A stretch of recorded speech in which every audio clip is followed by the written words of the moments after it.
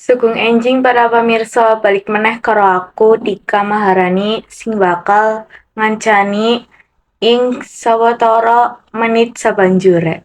Apa operasi plastik migunakake plastik?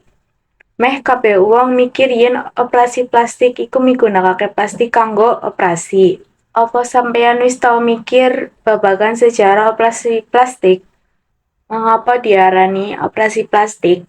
Lan apa operasi benar migunakake bahan plastik? Ora bisa dipungkiri yen akeh wong ing donya iki wis operasi plastik. Dheweke bisa nindakake iki amarga sawetara alasan kaya ta ora percaya diri utawa ora maran karo penampilane. Operasi plastik minangka prosedur medis sing fokus ing rekonstruksi utawa nendani cacat lan kekurangan fungsional. Ing tampilan fisik pasien sing disebabake dening penyakit bawaan, cilaka, lan operasi sadurunge.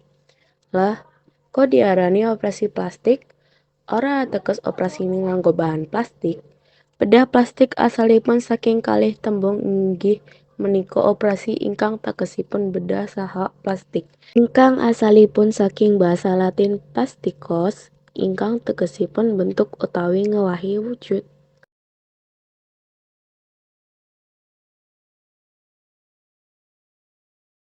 Para pamirsa, mekaten pertemuan kita ing wektani punika. Mugi-mugi wonten kabar sejenipun.